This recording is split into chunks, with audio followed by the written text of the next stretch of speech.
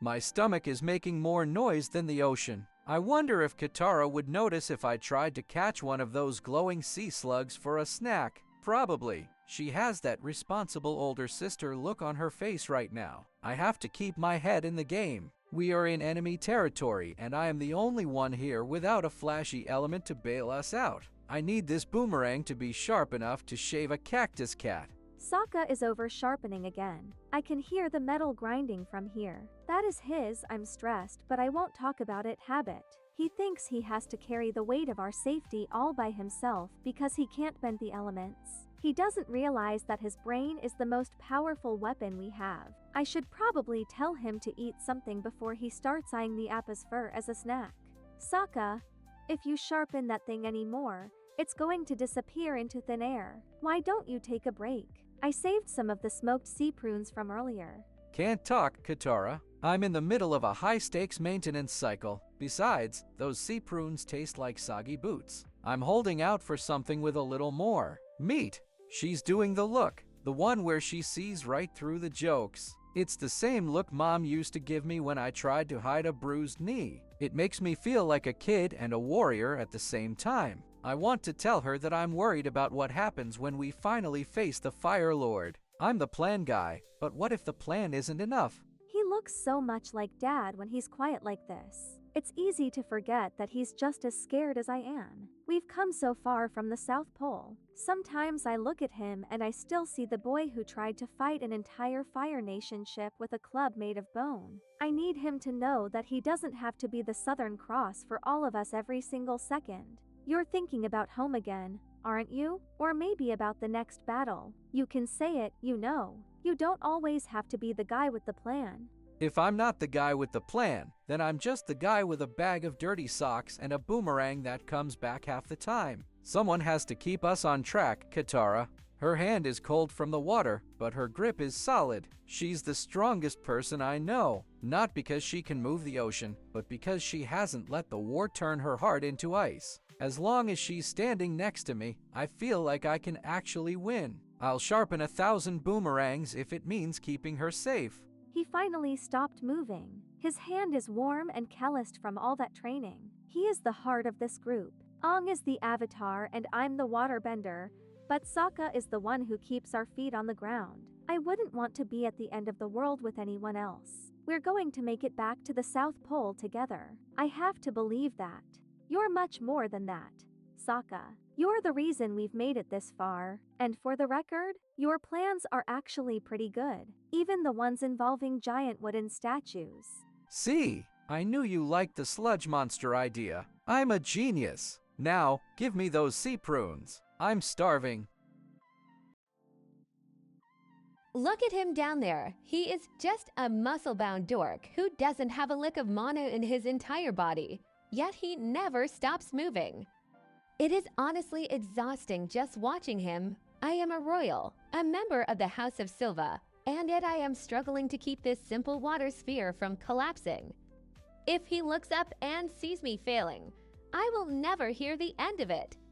Not that a commoner like him could ever understand the complexities of high-level magic control anyway.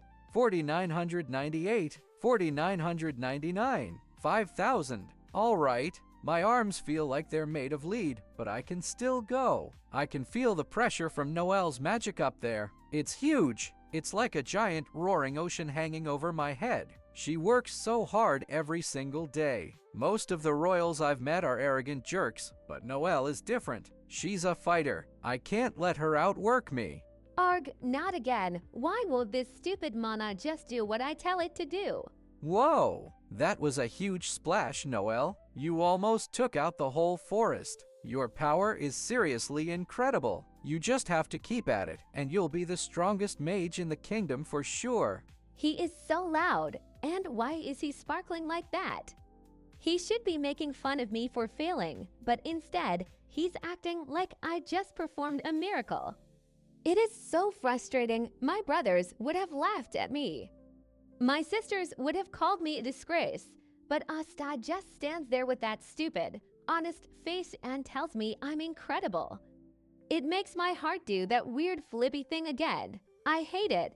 I absolutely hate it. She looks frustrated. I know that look. It's the same look I get when I can't quite cut through a spell with my sword. She's carrying a lot on her shoulders because of her family. I don't care about all that royal stuff though. To me, she's just Noelle, the girl who never gives up even when she's soaked to the bone. I want to help her. I want us both to stand at the top together. Humph, of course my power is incredible. Yuba Costa. I am royalty. I don't need a peasant like you to tell me that. You should be focusing on your own training instead of staring at me. You're still way behind if you want to be the Wizard King. You're right. I've got to do another set. Want to race to the top of that cliff? No magic allowed for me, and you can use as much as you want. He really doesn't see the divide between us, does he? To him, a peasant and a royal are just two people trying to get stronger. It is so simple for him. I wish it were that simple for me, but maybe. Maybe while I'm here with the Black Bulls, it can be. He's the only person who truly believes I can do this. I won't let his faith in me go to waste. I'll show him and the rest of the world what Silva can really do. She's smiling. Well, it's more of a smirk, but it's definitely a smile. That's the Noelle I know. When she's confident, her magic is unstoppable. I'm going to keep pushing her, and she's going to keep pushing me. We're going to change this kingdom, one crazy mission at a time. Watch out, world, because the Black Bulls are coming for the top spot. Fine, but when I win, you have to do all my chores for a week. Prepare to be washed away, Astau. You're on. My magic is never giving up. I can feel it again. The weight of everyone's safety pressing down on me. Every time I pick up Zangetsu, I wonder if I'm strong enough to keep the people I care about from getting hurt. Then there's Inoue. She always looks at me like she can see the exact moment my heart starts to sink. I want to tell her she doesn't have to worry, but I think we both know that's a lie. Kurosaki-kun's spiritual pressure feels like a heavy rain right now. It's not cold, but it's so sad. He always tries to hide his face when he's thinking about the things he couldn't save. I want to reach out and tell him that he isn't alone, but I don't want to break the quiet. I'll just share what I have. Sometimes, a little bit of sweetness is the only way to fight the dark. Kurosaki-kun, I found a bakery that makes bread with chocolate and ... Well, it has spicy mustard inside. I thought it sounded like something we should try together. Are you hungry? Mustard and chocolate. Inoue, your taste buds are a danger to society. But ... yeah, I guess I could eat. She's doing it again. Just by standing there, she's pushing back the nose in my head. People think she's the one who needs protecting, but she's the one who keeps my world from falling apart. Her rejection isn't just a power, it's her soul refusing to let the world be as cruel as it wants to be. I don't deserve this kind of kindness, but I'm damn glad I have it. He's breathing easier now. I can feel the tension in his shoulders fading. I know he wants to be the shield for everyone, but even a shield needs a place to rest. I'll be that place for him. Even if the whole world turns into a desert, I'll make sure there's a garden waiting for him when he comes home. You're doing a good job, protecting everyone. But you don't have to do it with your teeth clenched all the time. It's okay to just be Ichigo for a minute. I don't know if I know how to do that anymore. Inoue, but ... thanks for the bread and for being here. I used to think my power was for killing hollows. But looking at her, I realize it's for this, to keep this smile from disappearing. If I can protect her world, then I've won. No matter what happens in the Soul Society. I won't let her cry anymore. I'll become the blade that cuts through her fears. He looks so determined now. That's the Kurosaki-kun I love. The one who never gives up, no matter how big the monster is. I won't just stand behind him, I'll stand beside him.